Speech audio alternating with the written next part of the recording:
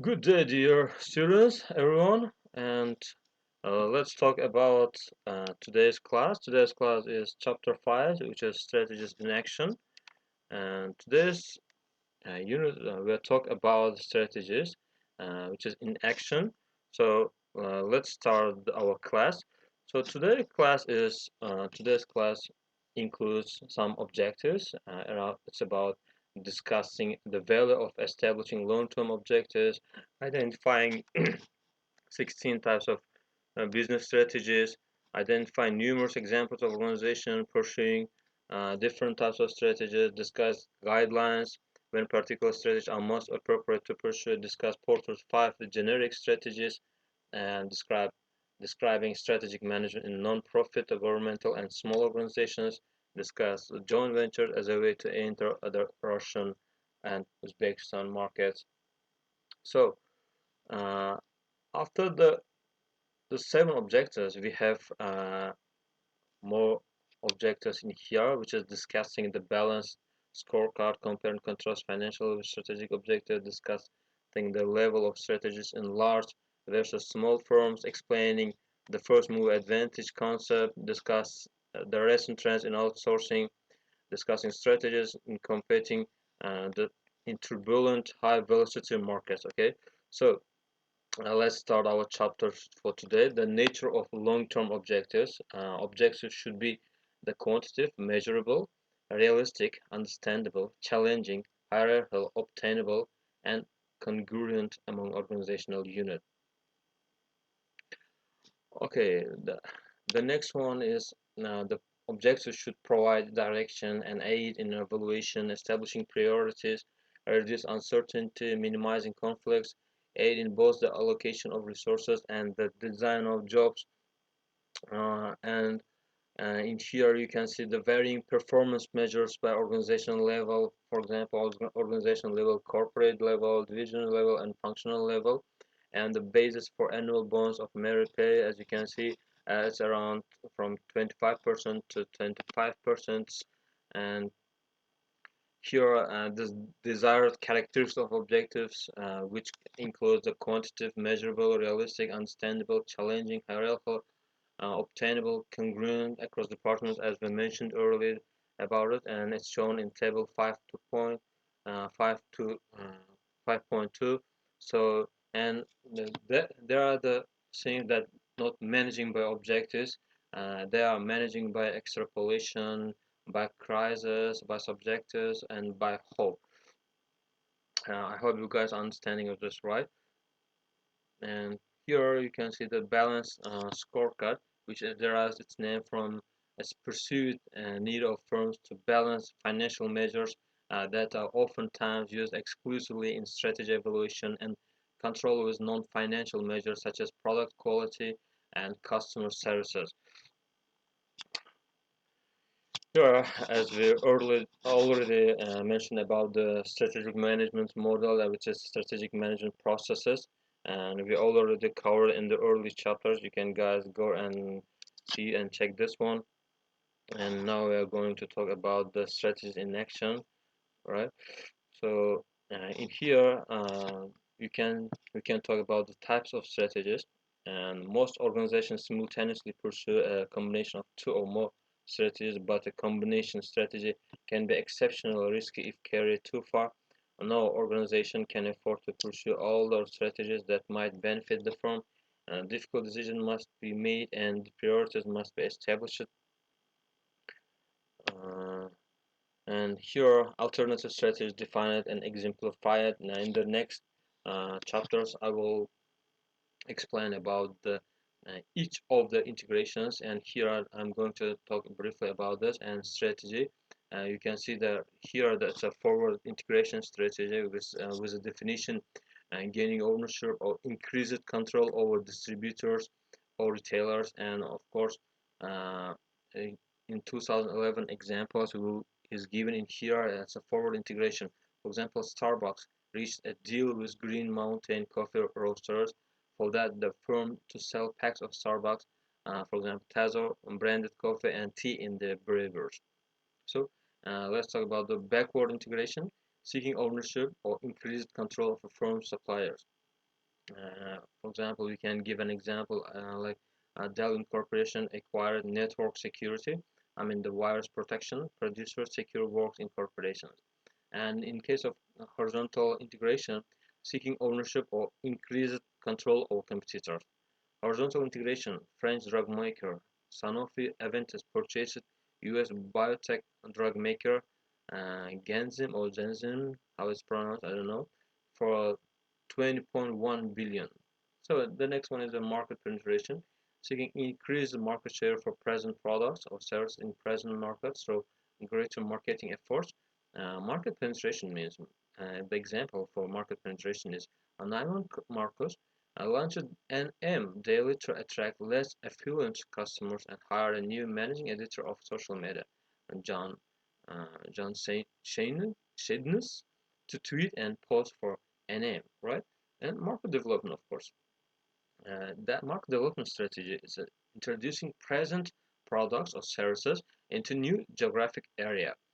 As an example, you can see Hawaiian Airlines began offering flights from Hawaii to Seoul, Korea, and Tokyo, Japan, rather than mostly flying and from the U.S. mainlands.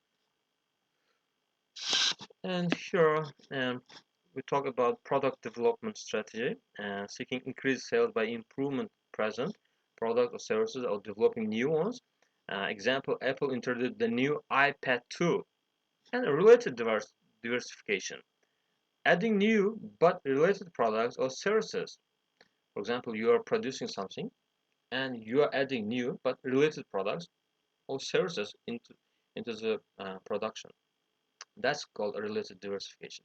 Related diversification, for example, Amazon.com began allowing users to pay $79 per year for Amazon Prime, which allow users to stream over 5,000 movies and TV shows.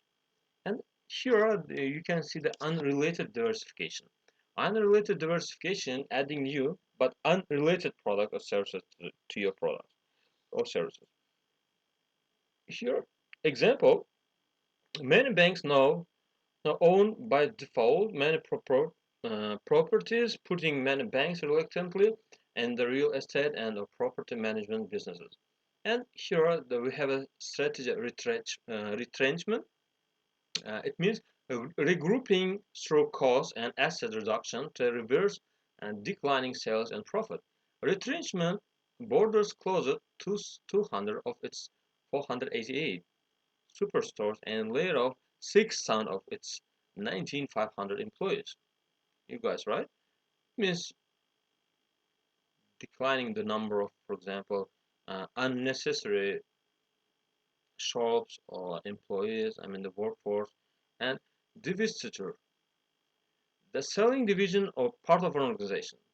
Divestiture, Marriott sold its timeshare business, creating the world's largest autonomous timeshare business consisting of 71 properties with 33,000 rooms. Liquidation, selling all of a company's assets in parts for the tangible worth. Liquidation, Blockbuster Incorporation barely escaped liquidation in March 2011. So you guys we cover some strategies which was given in table 5.4. You can see it in here, and here you guys can see the levels of strategies which people most responsible. I mean that's in large companies and small companies is a management pyramid, you can say. So level strategy which person most responsible. In here you can see the large companies, for example, corporate. In at the top of this pyramid, it's located corporate level. It's called corporate level. That includes chief executive officer. Uh, in comparing with small company, at the top of this pyramid, the company level includes owner or president. And here in the large companies, you can see that it's divided into 4 parts, and whereas in small companies, it's divided in 3 parts.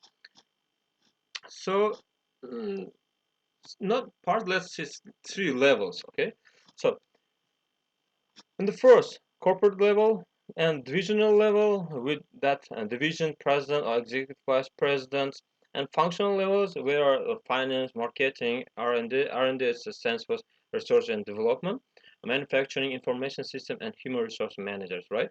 So this are the managers level in functioning levels. So in operation level, what kind of managers they have? They have a plant managers, sales managers, production and department managers. And in small companies, it's also the same. And in functional level, that involves of finance, marketing, R&D, manufacturing, information system, and human resource manager. I mean HR managers. And in operational level, also the plant managers, sales managers, production, and department managers too.